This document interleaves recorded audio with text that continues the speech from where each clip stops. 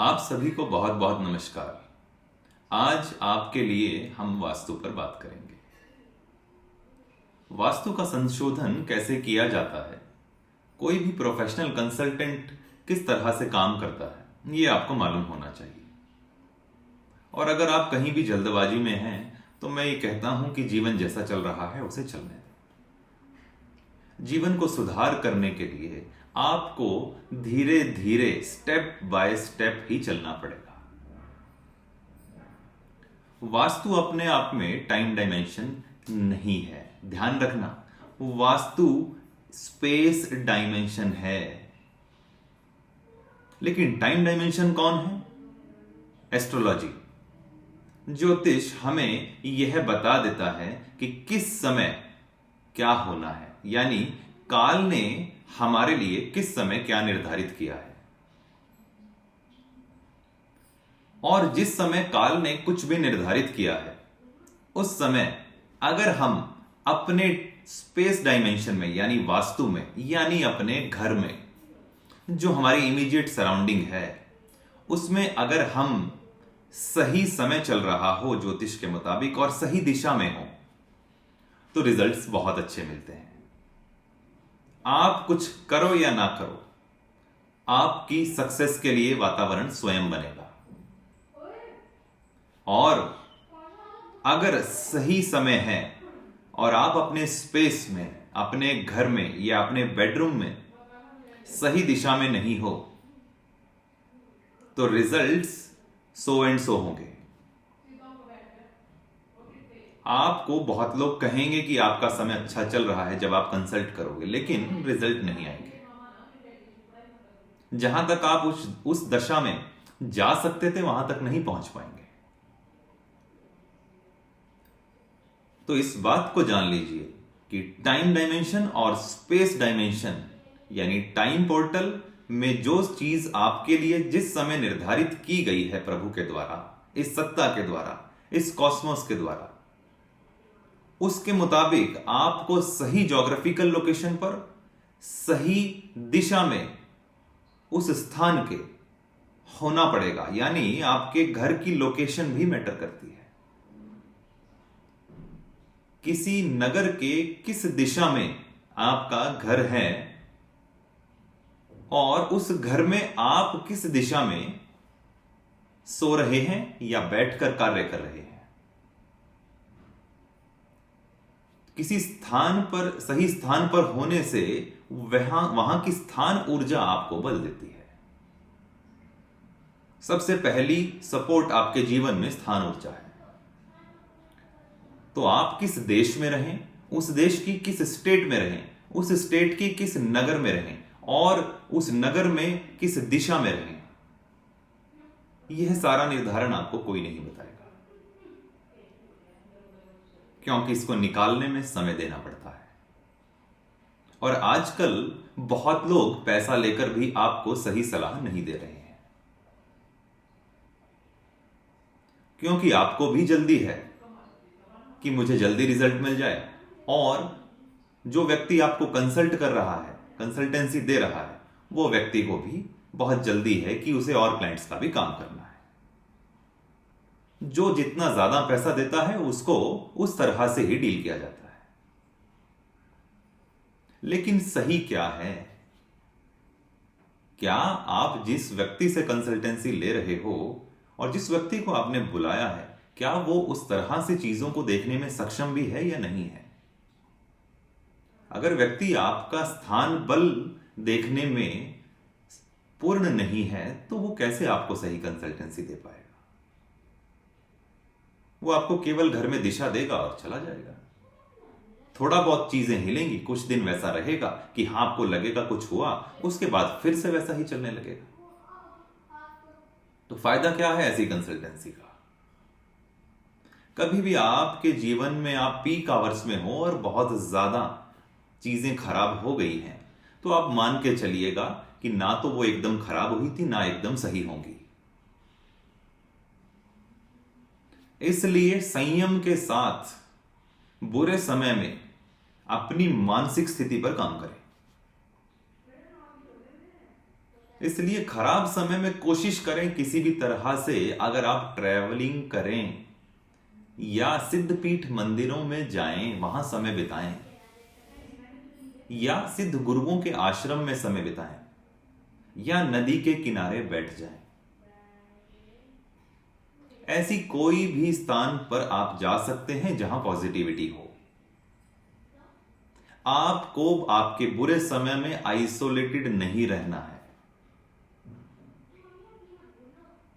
Isolation भी एक level तक आपको रिजल्ट देगी कि हां, आप विवेचन कर सकते हैं शांति से, लेकिन आपके जीवन में जो आपके कार्य हैं वो तो करने ही है ना। तो इसलिए वास्तु को, जहां भी आप सो रहे हो वास्तु में, दिशाओं में, अगर वहां से आपको खराब रिजल्ट इस समय मिल रहे हैं, तो यह बहुत जरूरी है कि आपको कोई व्यक्ति ये बता दे कि आपको इस समय इस दिशा में रहना है अपने घर में। कम से कम अगर आपके पास स्थान बल नहीं है तो घर में केवल दिशा बल ही मिल जाए, जिससे कम से कम आप उन लोगों से जुड़ सको जो कम से कम आपको सही सलाह दें कि इस समय संयम रखने के साथ साथ किस तरह से अपनी मानसिक स्थिति को संभालना है। आप डिप्रेशन में आकर, एंजाइटी में आकर किसी का नुकसान ना करें, ना स्वयं का करें, ना किसी और का करें।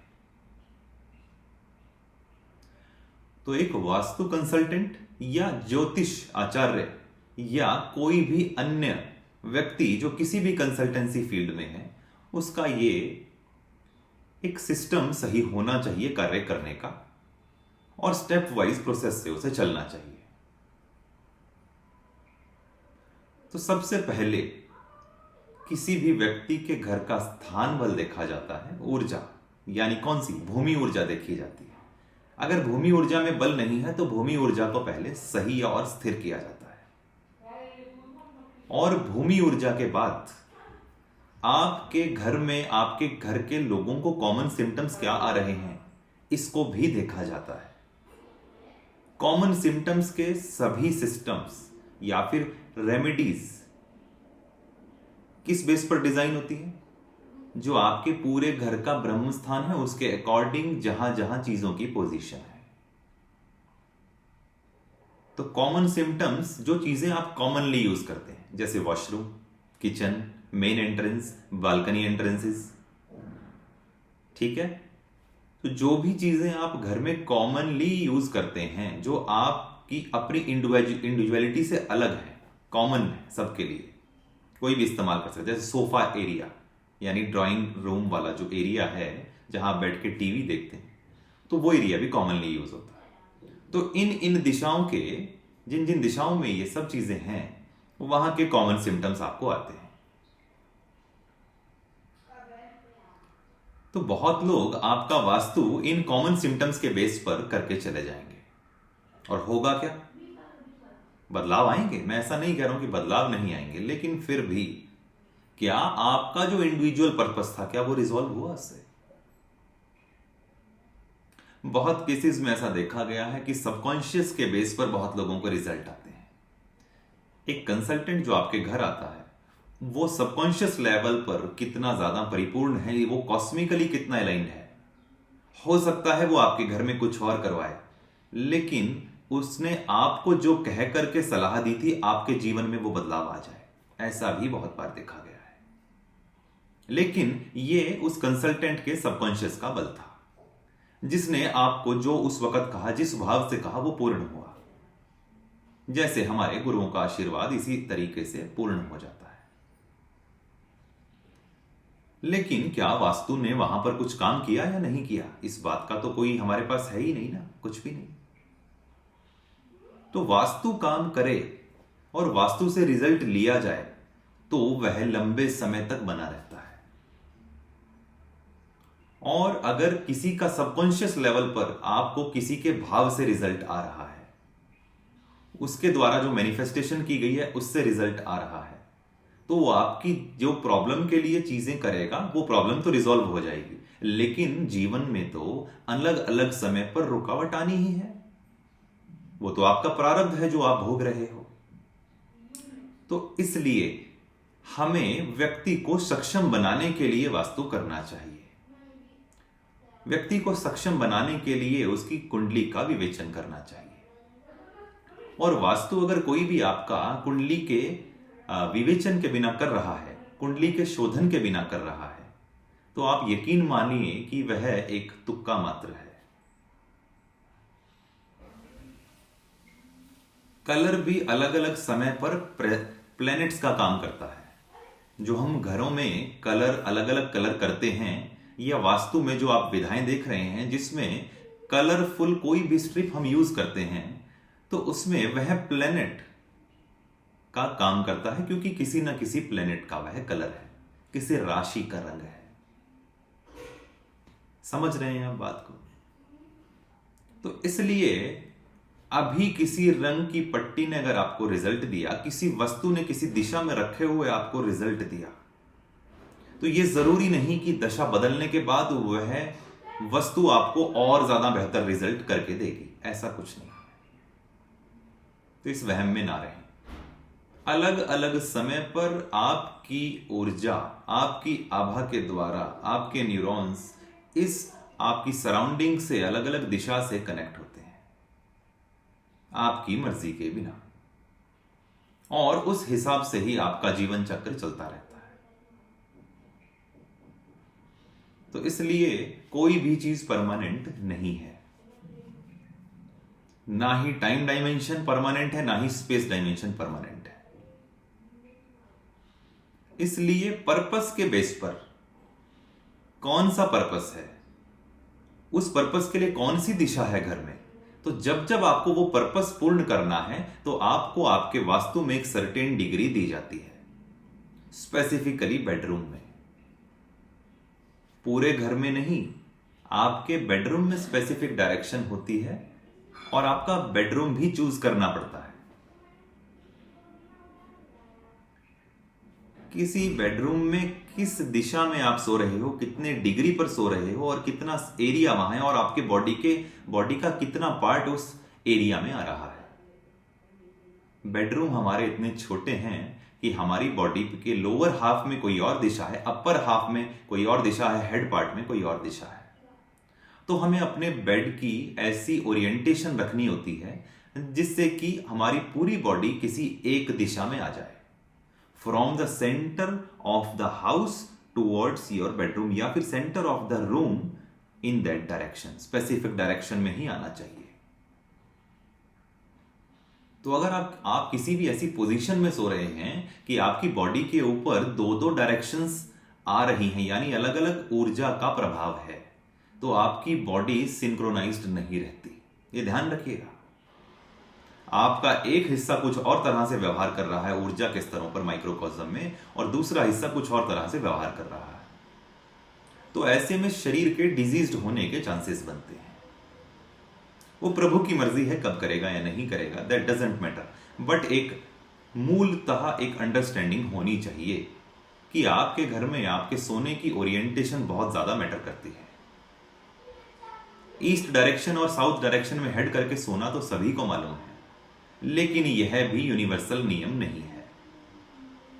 किसी आदमी को नॉर्थ की ऊर्जा भी फलती है, किसी आदमी को केवल साउथ डायरेक्शन की ऊर्जा फलती है।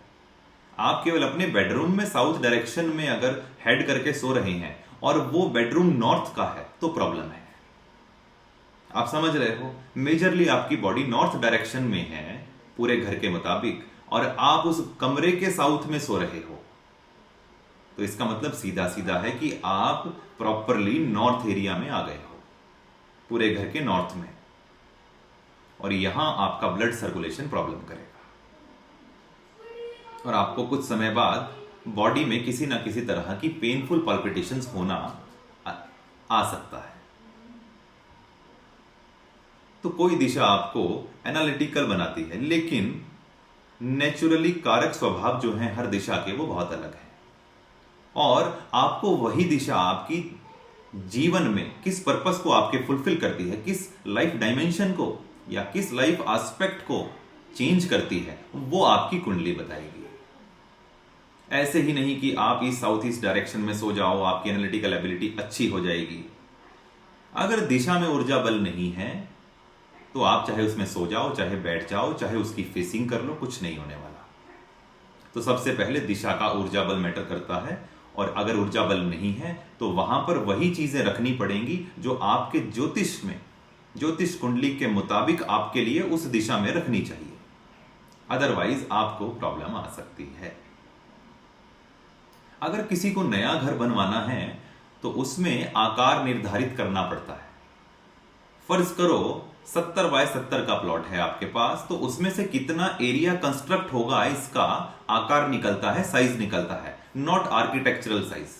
ये हमारे पौराणिक स्थपति विद्या में यानी एंशियंट आर्किटेक्चर के सिस्टम में कैलकुलेशंस दी गई हैं, उसमें आकार निकाला जाता है घर का, और फिर उसके अंदर ग्रेडिंग करके मर्म स्थान निकाले जाते हैं, और फिर दीवारें और पिलर कहां होंगे उसका निर्धारण किया जाता है। उसके हिसाब से कमरों का साइज बनता है। उन्हीं शिराओं पर, जो ग्रिड की शिराएं हैं, उन्हीं पर ध्यान रखते हुए कि मर्म स्थान पर कोई दीवार ना आए, उसके बेस पर दीवारें बनती है, तो वो नेचुरली साइज, पर्टिकुलर साइज के रूम्स बनते हैं, और हमें ग्रिड को डिसअरेंज नहीं करना होता।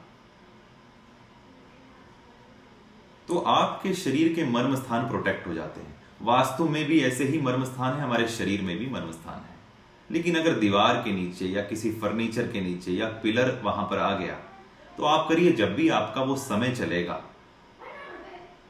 ज्योतिष के मुताबिक, आपकी कुंडली के मुताबिक, तो आपको वो मर्म स्थान उस समय बॉडी में ब्लॉक हो जाएगा, और वहां ब्लड सर्कुलेशंस खराब हो जाएंगी, और ब्लड सर्कुलेशंस खराब होने की वजह से आपको ऐसी कोई ना कोई क्रॉनिक डिजीज हो जाएगी, जिसका शायद सल्यूशन या आप उसकी मेडिकेशन करने के बावजूद भी आपको वैसे रिजल्ट नहीं मिलेंगे, और बहुत सालों तक बहुत लोग परेशान रहते हैं इसी वजह से। तो मर्म चाहे किसी भी दिशा का हो, वो आपको कैंसर दे सकता है, ध्यान रखिएगा।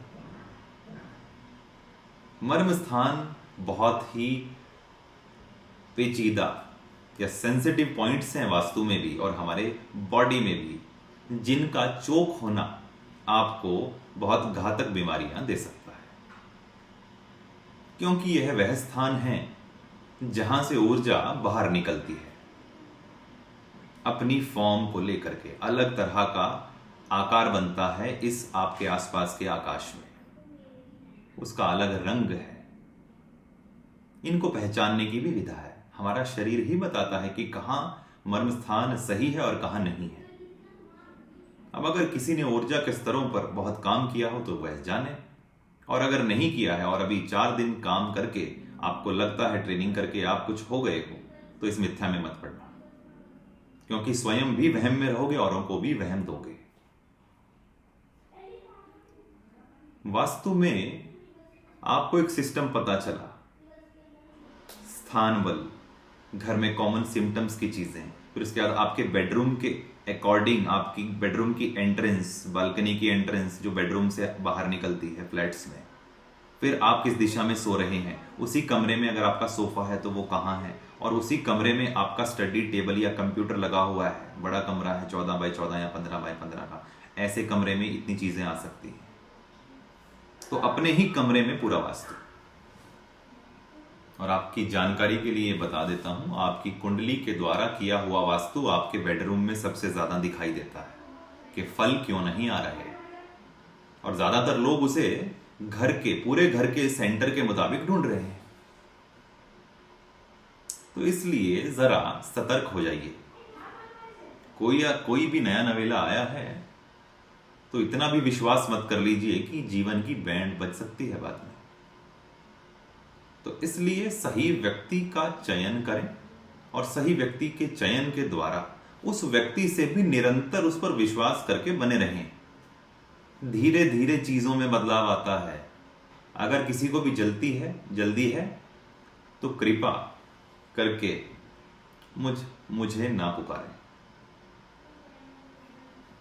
संयम से कुछ भी करना है, करवाना है, आ जाइए, कोई दिक्कत नहीं है। ऊर्जा विज्ञान सीखना है, वास्तु सीखना है, ब्रांडिंग सीखनी है, तो ऐसा कुछ भी आपको सीखना है तो आप संपर्क कर सकते हैं। पर ध्यान रहे, जीवन में संयम बहुत बड़ी चीज है। किसी भी डिसीजन को लेने से पहले थोड़ा प्रोकास्टिनेट करें। प्रोकास्टिनेशन के नुकसान भी हैं, फायदे भी हैं। आपको पता होना चाहिए कि किसी भी मानसिक अवस्था से कैसे फायदा या नुकसान लिया जाता है और उसके लिए कैसे सक्षम बनना है, कैसी दृष्टा रखनी है, क्या सोचना है।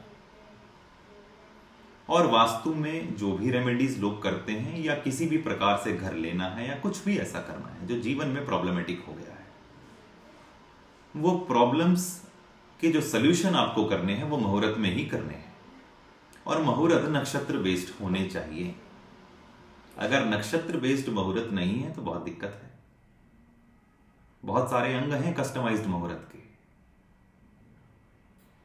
किस समय पेपर साइन करने हैं डील के, किस समय लैंड खरीदनी है, किस समय क्लासेस करनी है, स्वयं के लिए निर्धारण करना आएगा तभी तो दूसरों को दे सकते हो। और जरा अगर कुछ भी सीख रहे हो ना, तो 2 साल से 3 साल या 5 साल जरा उस विज्ञान को अच्छे से अलग अलग लेवल्स पर सीख लीजिए।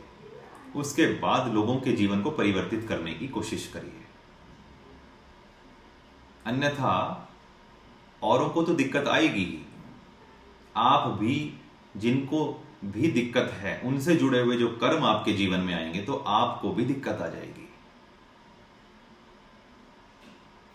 अगर हमारे पास प्रोटेक्शंस नहीं हैं, ऑरा लेवल पर, बॉडी के लेवल पर पराशक्तियों का आशीर्वाद नहीं है, उच्च श्रेणी के सिद्ध गुरुओं का आशीर्वाद नहीं है, तो जरा इस प्रोफेशन को बहुत सोच समझ कर करिएगा। और इस प्रोफेशन में हाथ पैर रखने से पहले जरा विवेचन कर लीजिए कि इस प्रोफेशन में जो लोग आए हैं, जिनको दिक्कतें आई हैं, उनसे जरा बात करिए।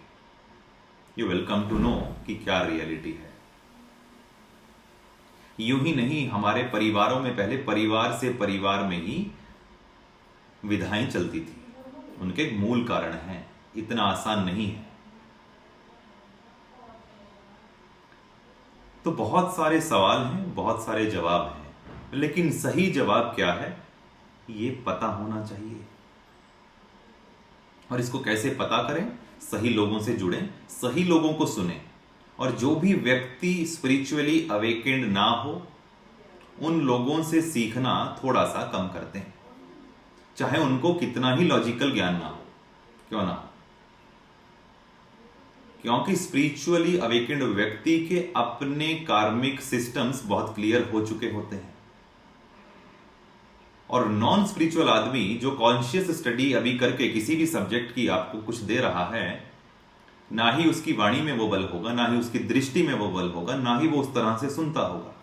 उसकी 5 इंद्रियां ही वैसे काम नहीं कर रही सिंक्रोनाइजेशन में, ना ही वो कॉस्मिक अलाइनमेंट में है। वो तो बस पैसे के पीछे भाग रहा है कि मैंने कुछ सीख लिया है, जरा फटाफट बांट के इससे जरा पैसा कमाना शुरू करें, जरा घर चलाना शुरू करें।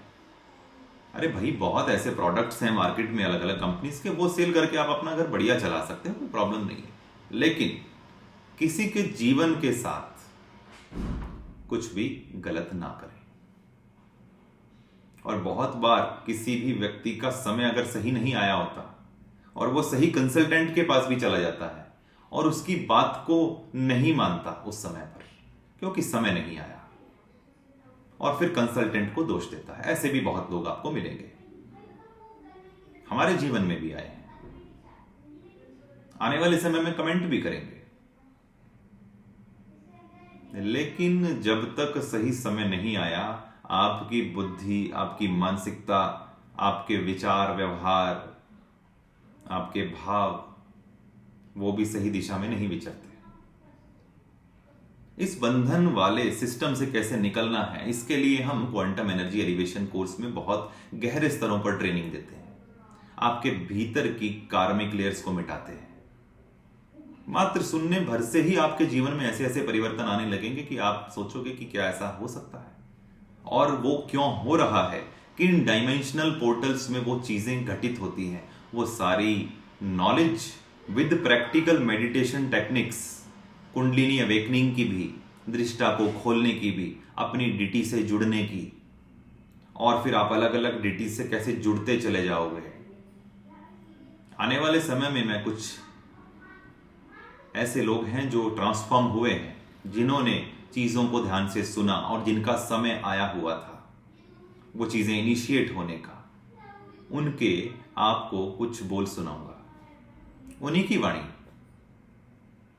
तो आपको समझ आएगा कि अगर आप कार्मिक ऊर्जा के सिस्टम को नहीं समझते, ऊर्जा की डायमेंशनल सिस्टम्स को, डिफरेंशिएशन को नहीं समझते कि यह हमारे साथ कैसे बंधा हुआ है, तब तक आप किसी भी कंसल्टेंसी बिजनेस में जाओगे, दिक्कत में आओगे। तो वास्तु में अब चलते चलते आपको एक रेमेडी देता हूं कि वास्तु 50 से 60% कैसे ठीक हो जाए, या 30 से 35%, विभिन्न घरों में विभिन्न परसेंटेज रहेगी। उसका कारण है घर का आकार।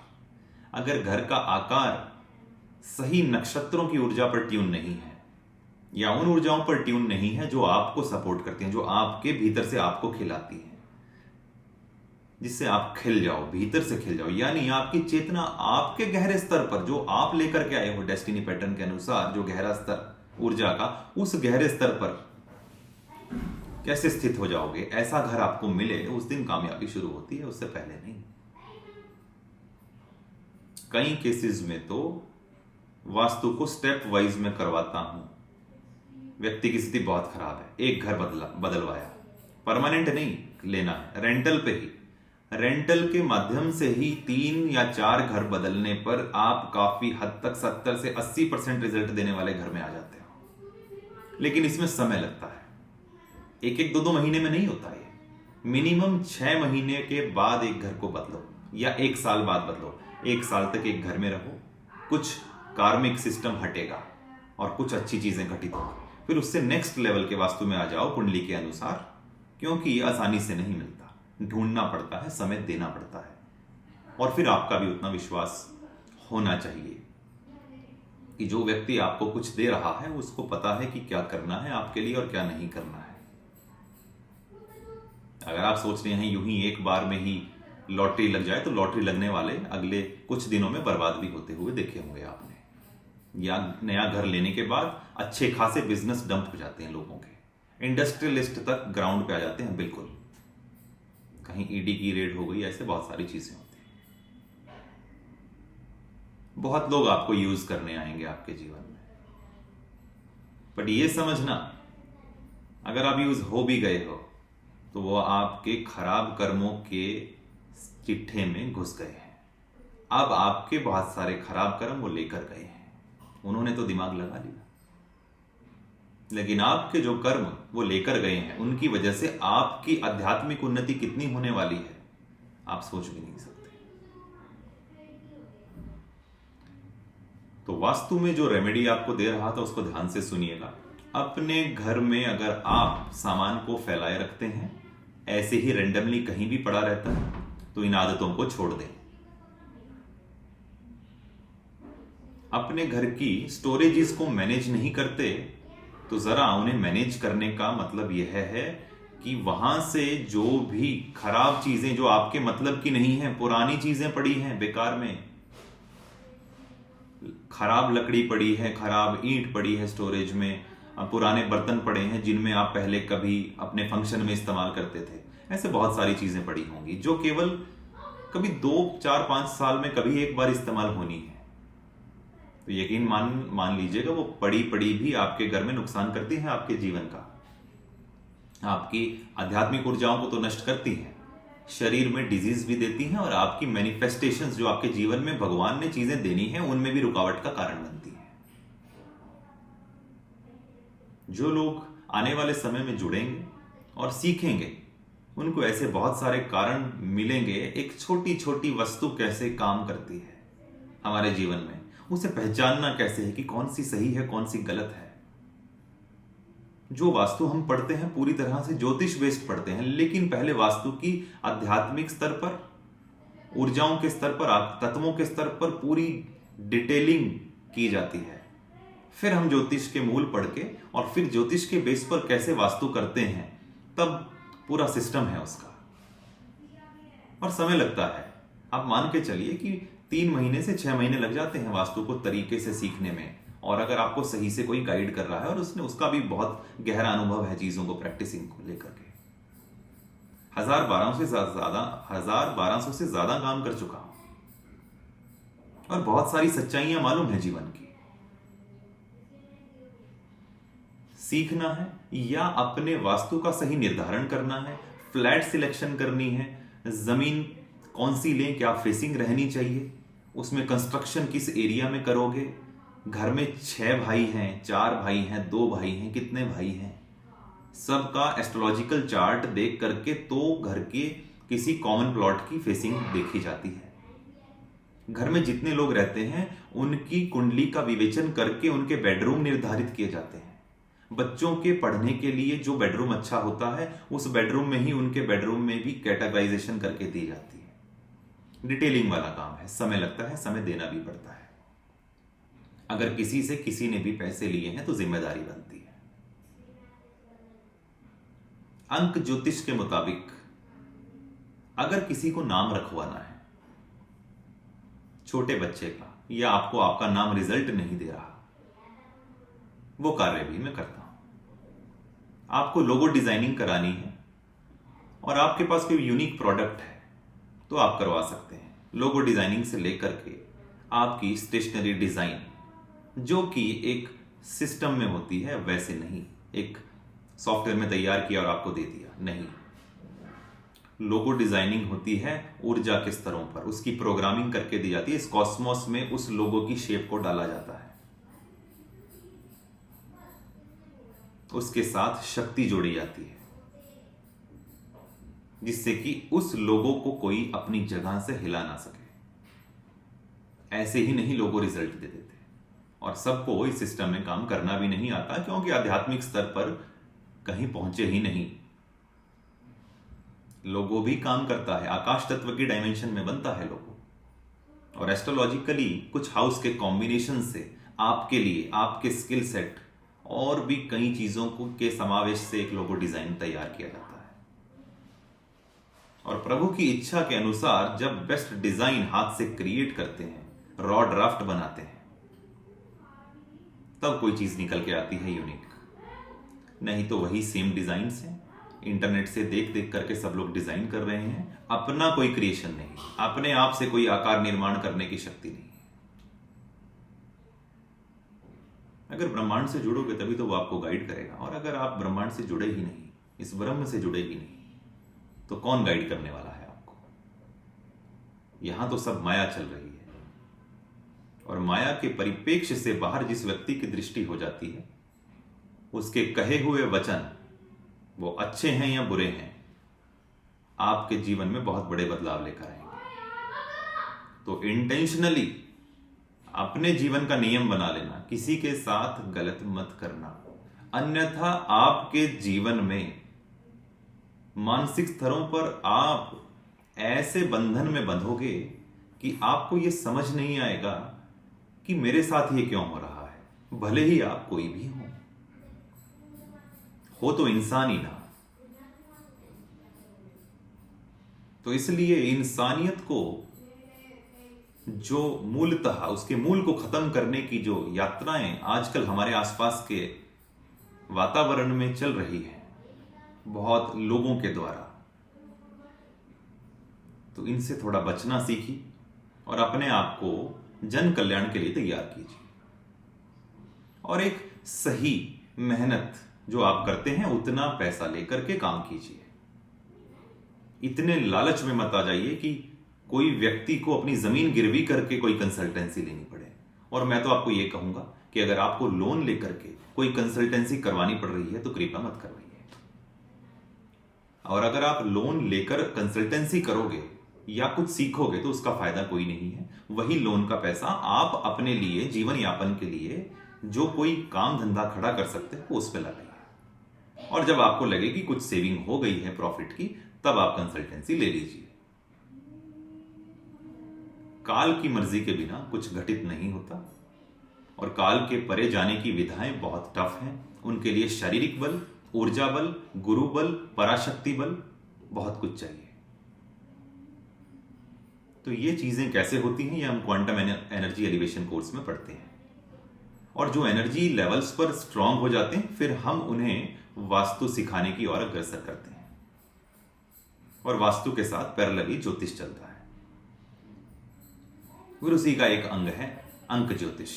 अंक ज्योतिष से कैसे लाभ लिया जा सकता है। फिर है कॉर्पोरेट ब्रांडिंग। और एनर्जी वाला जो ट्रेनिंग है उसमें हम ऑनलाइन तैयार होने के बाद फिर ऑफलाइन वर्कशॉप भी करते हैं, जिसमें कि आपको प्रैक्टिकल टेक्निक्स को और ज्यादा प्रगाढ़ तरीके से सिखाया जाता है कि उन्हें और ज्यादा कैसे तरीके से करोगे। उनकी डिटेलिंग, उनसे जुड़े हुए अनुभव, आपके प्रश्न। मेरे यहां सभी सेशंस जो हैं बहुत इंटरैक्टिव रहते हैं और आपके सभी सवालों के जवाब दिए जाते हैं। और यहां जिस गुरुकुल परंपरा से मैं जुड़ा हुआ हूं, सिद्धों की, वहां से जो मुझे आदेश है वो है जन कल्याण का। साथ साथ अपने जीवन यापन के लिए जो धन हम लोग अर्जन करते हैं वो हमारे गुरुओं की कृपा है। और उस धन का एक हिस्सा हमेशा, चाहे आप भी हो, जन कल्याण के लिए लगाइए। मैं प्रभु से हमेशा एक ही बात की गुजारिश करता हूं कि हमें संयम देकर रखे, हमें सही दृष्टि देकर रखे, सही वाणी देकर रखे और अपने साथ बनाए रखे, जिससे कि कोई भी मेटेरियलिस्टिक चीज हमारी बुद्धि पर हावी ना हो, हमारे अवचेतन पर हावी ना हो।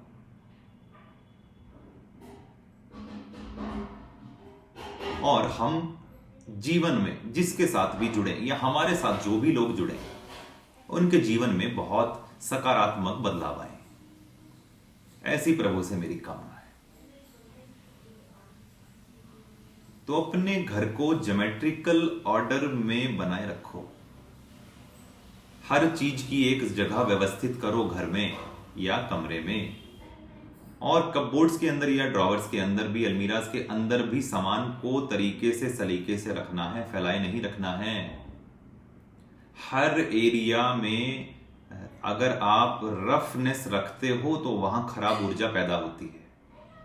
अपने घरों में अगर कहीं भी दरारें हैं तो केतु खराब हो जाता है। वहां का जो एक रेगुलर पैटर्न है ऊर्जा का फ्लो होने का, वो ब्रेक हो जाता है। वहां बीच में किसी और रंग की ऊर्जा पैदा हो जाती है, जो कि अच्छी नहीं होती मैक्सिमम ऑफ द केसेस में। तो अगर आपको अच्छे भाव चाहिए तो अपने आसपास अच्छी ऊर्जा को पैदा करें। बस करना मात्र इतना है इस अच्छी ऊर्जा को पैदा करने के लिए, घर को संशोधित रखना है, तरीके से रखना है। हर जगह को साफ करिए। आपको लगता है कि कंस्ट्रक्शन के दौरान जब लकड़ी का काम हुआ तो कहीं अंदर कुछ पीओपी या सीमेंट या लकड़ी के टुकड़े अंदर छिपे हो सकते हैं, तो उन स्थानों को खुलवा करके कारपेंटर से उसे साफ करवाएं। आपकी बिजली के जो बोर्ड हैं उनमें अंदर भी बहुत बार प्लास्टर जब होता है, उस दौरान प्लस्तर के जो कण हैं, जो उसका वेस्ट मटेरियल बचा हुआ है, वो वहां पड़ा रहता है। वो भी एक शेप है, काम करता है, पता नहीं चलता बहुत सारी चीजों का। तो अपने घर के हर कोने को तरीके से साफ करें और घर में नीचे से लेकर ऊपर तक 2-3 फ्लोर आपके घर के हैं, हर कोना साफ होना चाहिए। और वेस्ट मटेरियल की स्टोरेज घर पे नहीं करनी है, ना ही इलेक्ट्रॉनिक वेस्ट की स्टोरेज घर पे करनी है। अपने घर से कहीं दूर अलग कोई स्टोरेज बनाइए, या आपके पास है अपनी, वहां पर वो सामान रख दीजिए। अपने घर में नहीं रखोगे।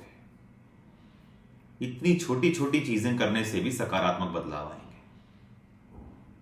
रात को सोने से पहले आपके घर के सभी झूठे बर्तन धुल जाने चाहिए, अन्यथा घर में भोजन के वेस्ट के ऊपर रात में खराब ऊर्जाएं आकर बैठती हैं।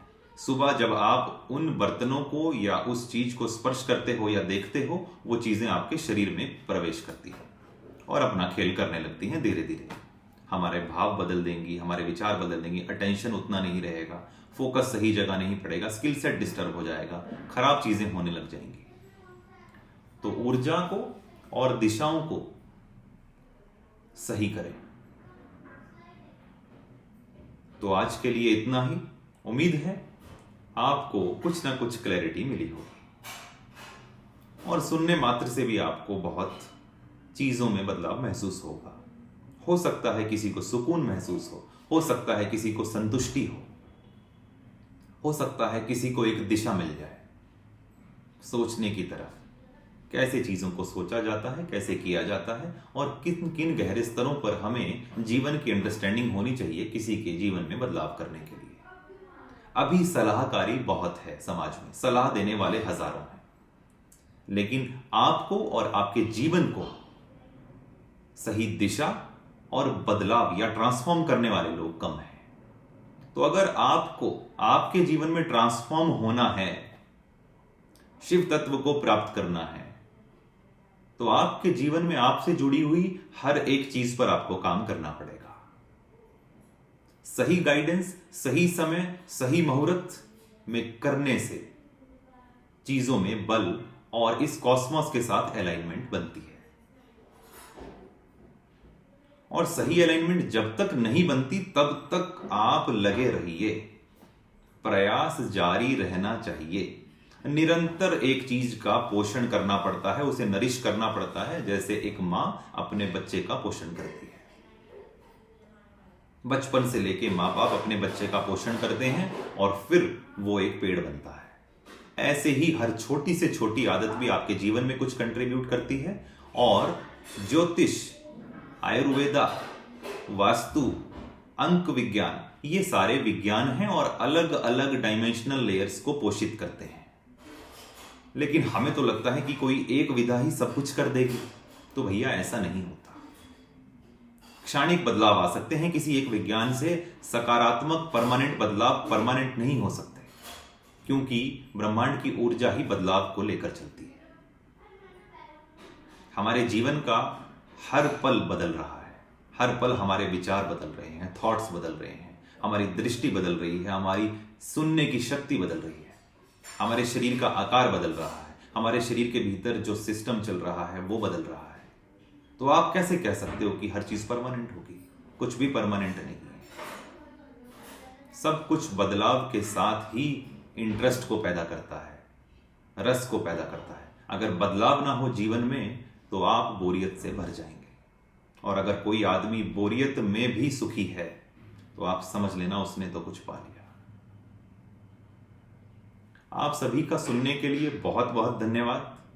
प्रभु आपकी हर इच्छा को पूर्ण करे और आपको इच्छाओं से मुक्त भी करे। उम्मीद है आप सभी लोगों का जीवन सकारात्मक रहे और आप सकारात्मकता को प्राप्त करने के लिए, सक्षम बनने के लिए, हर स्थिति में सक्षम होने के लिए आप लोग प्रयासरत रहें। ऐसी मेरी अपने गुरुओं से, पराशक्तियों से, इस ब्रह्म से ऐसी इच्छा है। ओम परब्रह्माय नमः, ओम परब्रह्माय नमः, ओम परब्रह्माय नमः। जय गुरु।